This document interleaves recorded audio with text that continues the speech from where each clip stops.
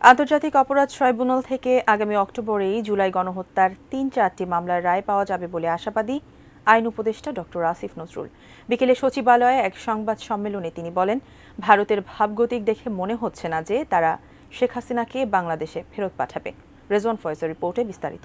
আপনাকে একটু ক্ল্যারিফাই করি, একটা হচ্ছে আমরা তো সমসাময়িক নানা বিষয় নিয়ে মঙ্গলবার দুপুরে সচিবালয়ে এই সংবাদ সম্মেলন করেন আইন উপদেষ্টা ডক্টর আসিফ নজরুল। এ সময় তিনি জানান, অনেকে জুলাই গণহত্যার বিচার নিয়ে হতাশা প্রকাশ করলেও আন্তর্জাতিক অপরাধ ট্রাইব্যুনালে এই বিচারের কাজে যথেষ্ট অগ্রগতি রয়েছে। ৩০০টির উপর অভিযোগ দায়ের করা হয়েছে। আমাদের এখানে প্রসিকিউশন অফিস যাচাই বাছাই করে ১৬টি মামলা দায়ের করেছে। 4টি মামলার তদন্ত কাজ এ মাসে সম্পন্ন হচ্ছে। এরপর চার্জশিট গঠন করার মাধ্যমে আনুষ্ঠানিকভাবে বিচার কাজ শুরু হবে। এরপর আনুষ্ঠানিকভাবে সাক্ষ্য গ্রহণ প্রক্রিয়া সাক্ষ্য গ্রহণ প্রক্রিয়া শুরু হবে ঈদের পরপর এপ্রিল মাস থেকে। এই আদালতে অব্যাহতভাবে শুনানি হয় বলে এসব মামলার রায় পরবর্তী 4 থেকে 6 মাসের মধ্যে প্রদান করা যাবে বলে আমরা আশা করি। অর্থাৎ এই হিসাবে অক্টোবরের মধ্যে আমরা 3-4টা মামলার রায় পেতে যাচ্ছি বলে আশা করি। অ্যান্টিব্যাকটেরিয়াল অ্যাডিটিভ যুক্ত সেরা ওয়াটার ট্যাঙ্ক বিশুদ্ধ পানিতে ব্যাকটেরিয়া জন্মাতে দেয় না। সাবেক প্রধানমন্ত্রী শেখ হাসিনা সহ আওয়ামী লীগের শীর্ষস্থানীয় নেতৃবৃন্দ এবং শীর্ষস্থানীয় কিছু পুলিশ এবং প্রশাসনিক কর্মকর্তা এই সমস্ত মামলায় আসামি হিসাবে রয়েছেন।